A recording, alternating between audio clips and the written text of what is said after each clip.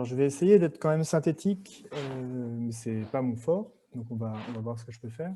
Alors, tout d'abord, oui, sur ces questions-là des pratiques, ce que je voudrais dire en introduction, c'est que c'est un peu compliqué là maintenant d'être seul à parler du laboratoire des hypothèses, puisque c'est le sujet un peu de cette présentation, parce que c'est un groupe de travail et qu'habituellement, on a plutôt tendance à ne pas parler du laboratoire, mais d'activer des outils du laboratoire dans nos présentations.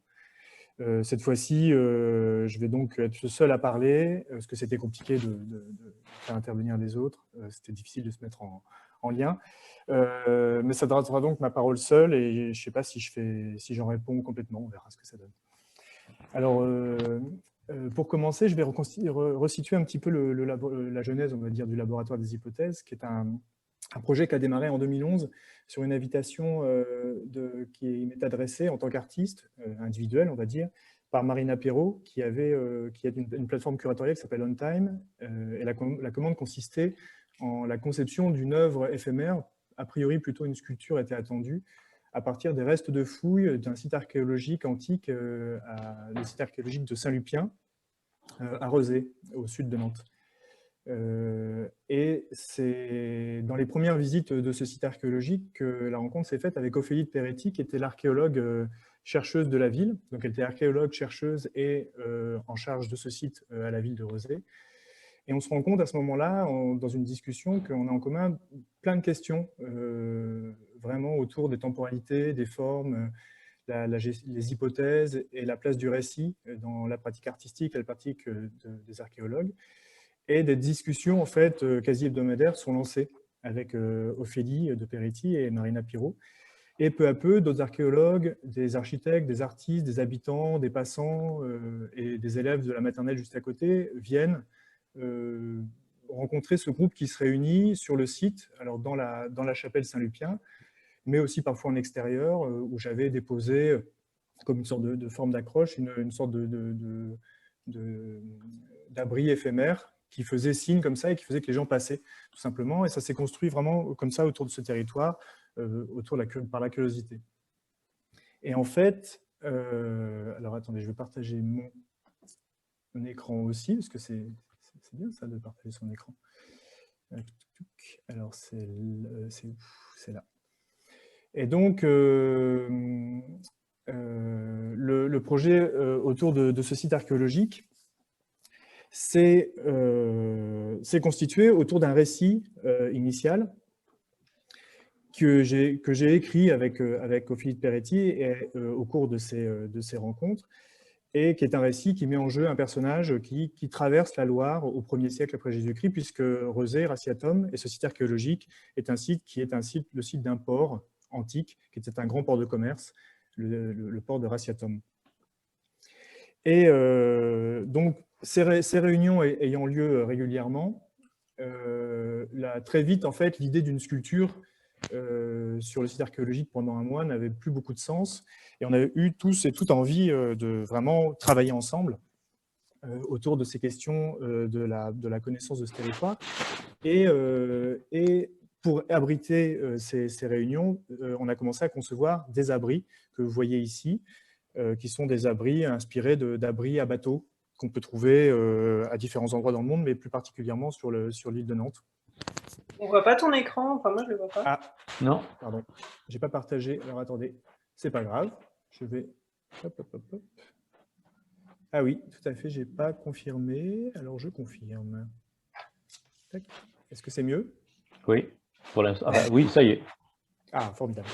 Ah oui, tiens, au passage, je vais aussi mettre dans la discussion quelques liens qui peuvent vous permettre de... J'ai mis le lien du laboratoire des hypothèses déjà. Voilà, bon, bah, c'est déjà pas mal. Il y a plusieurs sites, en fait. Le laboratoire des hypothèses donc, se constitue autour de ces rencontres et de la fabrication de cet abri qui va finalement rester sur le site pendant 2 ans. C'est le site de ce qui est aujourd'hui le centre d'interprétation archéologique du site. Et au cours de ce travail, arrive la fabrication de ce site internet, qui est le site du laboratoire des hypothèses, qui est en même temps un site de partage, un site de travail, et un site sur lequel des journaux d'activité ou des journaux d'expérience sont posés. Donc, c'est un site collectif qui est en même temps une plateforme du laboratoire, de la communication, et en même temps l'endroit où le travail se fait d'une certaine manière. Donc, pour finir sur cette histoire de la première expérience du laboratoire, la deuxième année, un des prototypes qu'on voit sur la photo ici, qui est le plus petit prototype, a été retourné par des enfants du collège Allende de Rezé. Donc, tout un travail a été fait avec les enfants du collège pour penser l'application d'hypothèses qui avaient été imaginées lors de ces rencontres. Et donc, ce prototype est retourné, transformé en véhicule qu'on peut voir en haut, qui devient une sorte de radeau, qui va servir à une traversée hypothétique de la Loire à la fin de la seconde année, et au cours de laquelle seront essayées, fabriquées et expérimentées toutes les hypothèses de propulsion, de toutes les stratégies de traversée de la Loire d'une manière discrète qui ont pu être imaginées dans la première partie du projet. Alors, bien sûr, nous ne sommes jamais arrivés de l'autre côté de la Loire, c'est la première chose, et qui va diriger quand même pas mal des activités du laboratoire par la suite. Le radeau a été mis à l'eau, et ensuite toute l'expédition, on va dire, ou l'aventure a été retransmise en direct, en vidéo, pendant les 2 semaines qu'a duré la traversée potentielle. Voilà. Et alors, ce qui est sorti de ces 2 ans, en fait, ce qui est apparu extrêmement intéressant et fort, c'était que dans le domaine de l'art, on pouvait inventer des récits qui deviennent des objets réels et qui font ressortir en fait la qualité performative du langage. Disons en fait que les récits produisent des espaces, des contrats tacites avec le public, et ça initie aussi la possibilité de faire ensemble en partageant des histoires communes. Et en fait, ça a aussi été un travail assez intéressant pour les habitants et pour tout le monde, en fait, d'inventer des histoires pour connaître le territoire, donc ce territoire archéologique qui était ce site Saint-Lupien. Donc, à la suite de ces 2 ans de travail, le laboratoire s'est rapproché de Cherbourg, la ville qui est ma ville natale, en fait. Et ça faisait un bout de temps que cette idée de connaître des espaces inaccessibles trottait. Et en l'occurrence, à Cherbourg existe une structure architecturale militaire qui est la digue de Cherbourg, qui ferme la rade de Cherbourg, qui est une énorme rade, c'est une des plus grandes rades du monde, qui fait 8 km de long. Et c'est une rade qui nous intéressait, enfin qui m'intéressait parce que c'est une rade qui a été construite pour protéger les flottes françaises des Anglais à la suite de la déroute d'une flotte française en 1792, la flotte de Tourville, mais qui finalement, à l'issue de sa construction, n'a jamais été utile et a finalement été inaugurée par Napoléon III en 1958 en présence de la reine Victoria. Donc c'était déjà un objet, disons, inutile ou relativement inutile qui nous intéressait beaucoup. Et il y avait une autre dimension dans cette digue qui était aussi assez passionnante, c'est que c'est une zone qui est quasiment totalement inaccessible aux habitants. Donc on a considéré que c'était une zone qui occupait l'œil, mais qui était totalement inaccessible aux citoyens. Donc on a voulu vraiment passer de cette idée d'un paysage ou d'un objet optique qui occupe l'œil à un objet haptique, c'est-à-dire un objet dont on peut se saisir, en fait, dont on peut se saisir. Et pour ce faire, le laboratoire des hypothèses en arrivant à Cherbourg s'est constitué en organisant des rencontres ouvertes qui étaient communiquées sur un tas de réseaux différents, avec un appel à se saisir justement de cet espace de la digue de Kerqueville, de la digue de Cherbourg. Et ces rencontres, alors attendez, j'avance. Ces rencontres ont produit finalement un groupe de gens qui étaient tous passionnés soit par l'histoire, soit des artistes, soit simplement des habitants curieux, des paysagistes. Et ce groupe a commencé à émettre de nouvelles hypothèses qu'on a commencé à essayer de rassembler pour travailler exactement comme à Rezé, c'est-à-dire en fabriquant des objets qui sont les artefacts de ces hypothèses. Donc, le labo s'est constitué ainsi, et peu à peu, il y a un glissement qui s'opère. Alors, c'est là que moi, ça m'intéresse de plus en plus, c'est-à-dire que l'ambition, on va dire, citoyenne de saisir un espace paysager a glissé petit à petit parce que le groupe a eu besoin de faire des choses, et l'île, et la rade étant inaccessible, les militaires ne donnant aucun accès à l'île, on a été s'entraîner sur d'autres espaces. En l'occurrence, le premier espace a été le banc de Bilot, qui est un banc de sable dans l'estuaire de la Loire, hop, ici, dans l'estuaire de la Loire, du côté de Saint-Nazaire. Et un petit groupe de gens issus de ces rencontres sont allés sur ce banc de Bilot avec un radioamateur, par exemple, pour expérimenter physiquement ce que serait le débarquement sur une de ces infrastructures au large. Et en fait, tout ça nous amène à un groupe qui s'autonomise de plus en plus. C'est-à-dire que le groupe est censé s'intéresser à un objet, mais commence de plus en plus à s'intéresser à son fonctionnement propre. Et finalement, aujourd'hui, le laboratoire des hypothèses est un groupe qui se met à exister par lui-même et se met à fabriquer des choses qui sont de plus en plus fictionnelles. Donc la fiction étant au départ un outil pour connaître, se met à une espèce d'effet pervers qui se met à se tourner vers l'intérieur du groupe, et le groupe commence à devenir l'acteur de ses propres films ou de ses propres actions. Ce qui se passe aujourd'hui, c'est qu'on commence à douter très sérieusement de la réalité des infrastructures qui nous intéressaient au départ. On en imagine d'autres natures. On retourne aussi cette dimension haptique, donc la saisie, en une sorte de dimension générative, c'est-à-dire qu'à force de s'occuper d'un objet qui est inaccessible, on finit par en inventer d'autres. On a l'impression que le groupe lui-même pourrait être cette terre inaccessible. Le groupe aujourd'hui est composé d'une quinzaine de personnes qui sont autant des ébénistes que des ornithologues, que des artistes ou des musiciens. Et ce groupe s'est mis à fabriquer en fait un long métrage pour essayer de fabriquer en fait un film donc sur cette terre inaccessible. Mais en fait, ce long métrage lui-même devient peut-être l'objet à atteindre. C'est-à-dire que ce long métrage n'est même pas complètement commencé. Il existe sous forme de bribes et fait glisser justement l'intérêt du groupe vers un objet qui est plus étrange, qui serait ce long métrage fait d'actions ou de séquences ou de... Voilà. Aujourd'hui, les activités du laboratoire sont tournées vers la fabrication de son long métrage, et le groupe commence vraiment à se poser la question de l'intérêt ou du futur possible d'accès à cette île. Donc c'est une sorte d'échec, là aussi, on peut le dire comme ça, mais en même temps, c'est un échec qui n'est pas vraiment organisé.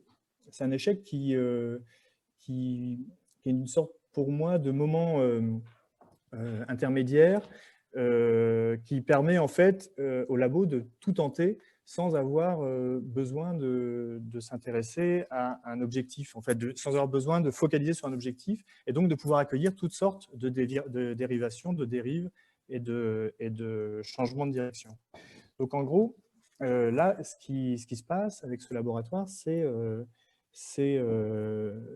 l'invention d'une sorte d'échec comme manière de connaître ce qui serait nos limites, ou peut-être ce qui serait les impossibilités d'un groupe constitué de saisir un élément du réel.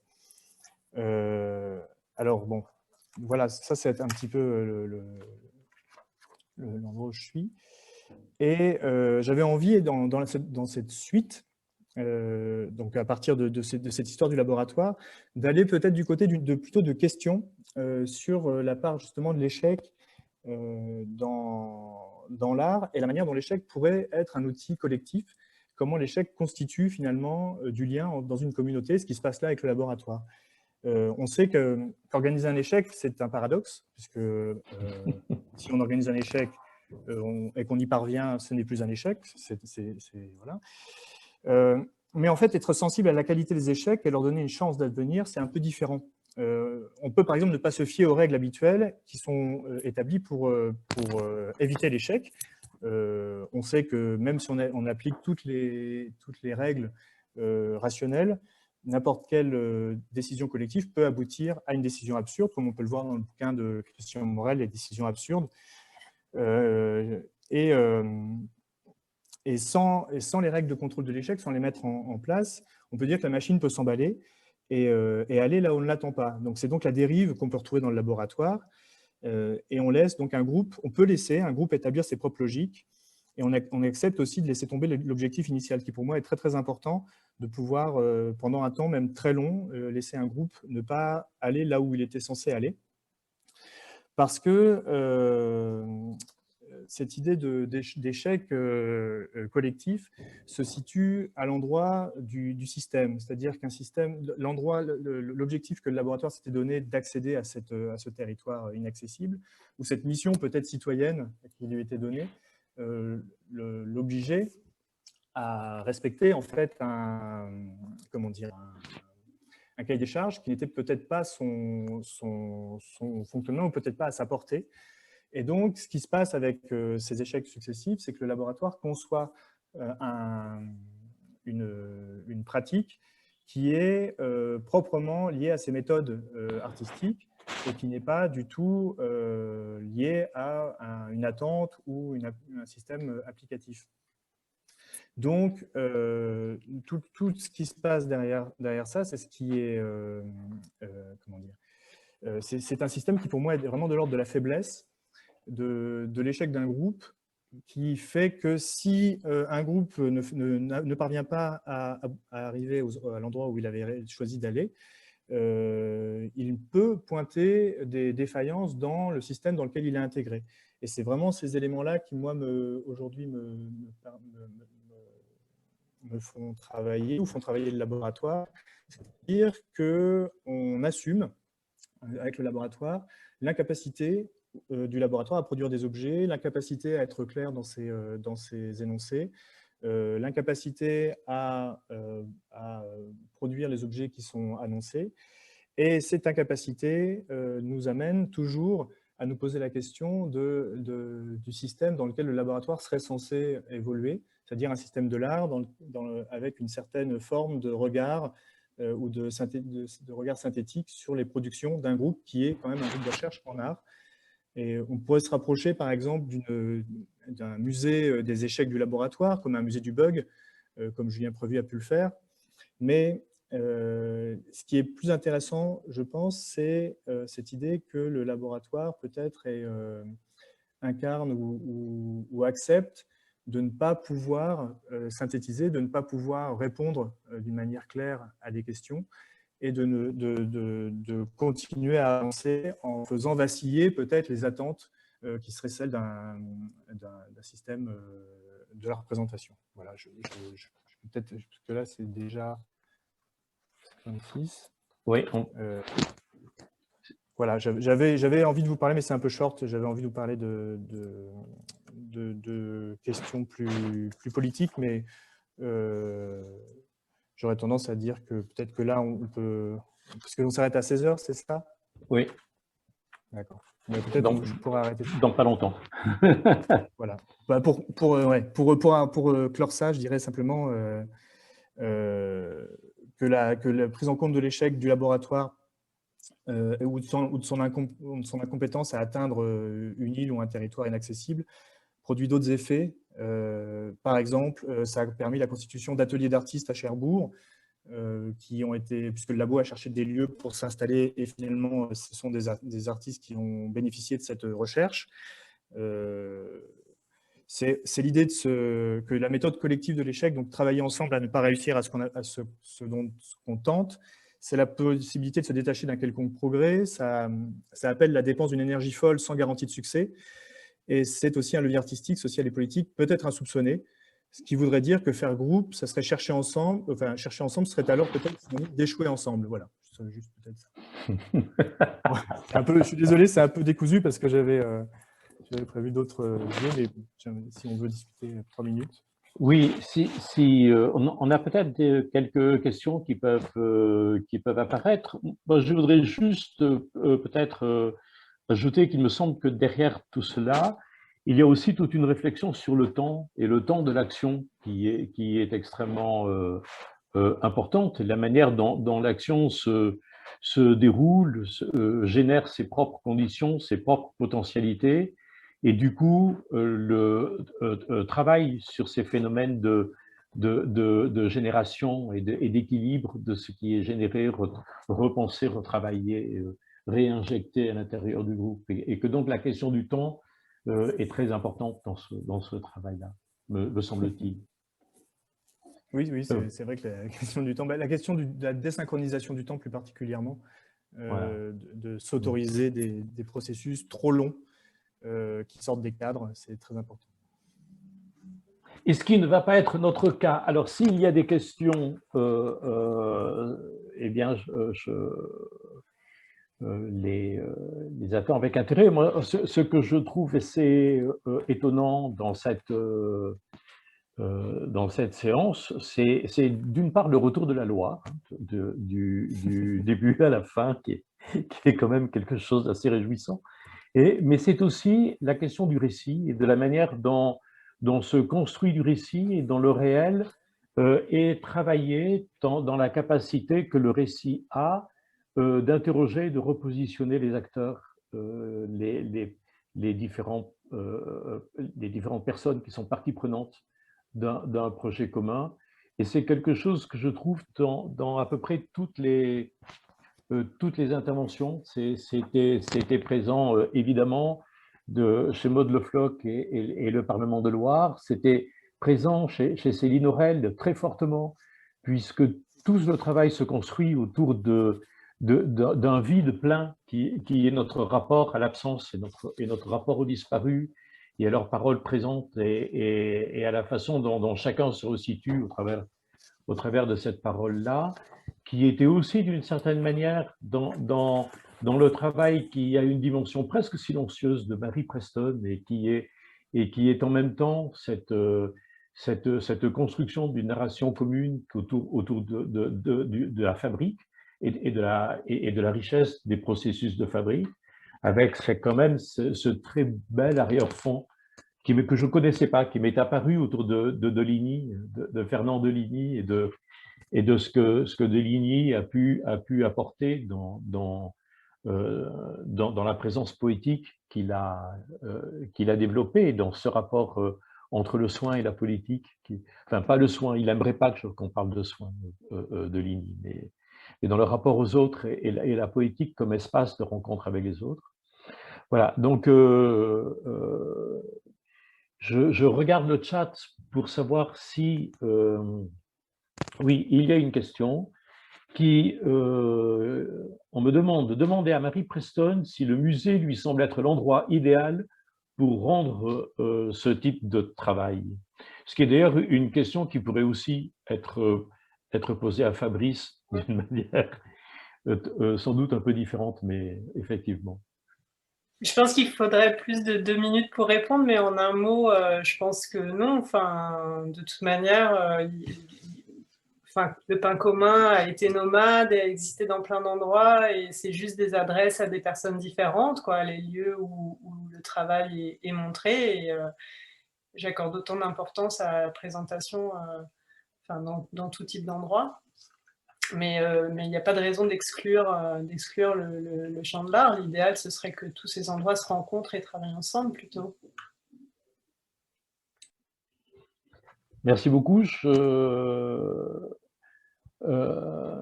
Y a-t-il des remarques parmi les panélistes? Je voudrais m'excuser auprès de Céline, que j'ai un petit peu bousculé à la fin, parce que je sentais qu'on était pris par le temps. Et je le porte depuis avec une certaine douleur. Voilà. C'est bien aussi d'être synthétique. Donc... Il y a une autre question là pour Fabrice qui était peut-être tu as raté, Jean. Est-ce que parfois le laboratoire se heurte à des incompréhensions de la part des institutions ou des financeurs qui demandent justement des résultats? En fait, le laboratoire, dans son fonctionnement actuel, c'était un laboratoire indépendant et qui était longtemps autofinancé par, à un moment donné, que je finançais avec mon RSA, mais qui aussi a réussi à avoir des financements du CNAP, par exemple, donc qui est vraiment entre les deux. On fait des résidences des fois dans des lieux d'art qui nous accueillent, mais le principe de sortir des cadres, et justement, comme disait peut-être Jean, de proposer des processus qui sont parfois hors normes, hors temps, fait que si on doit travailler quelque part, on s'installe justement, on met en place une base, et le laboratoire fonctionne comme un groupe autonome qui s'installe sur un territoire et qui va au contact des gens qui y vivent, en fait. Donc, il n'y a pas vraiment de problème de résultat ou de pouvoir défendre ça auprès d'une institution.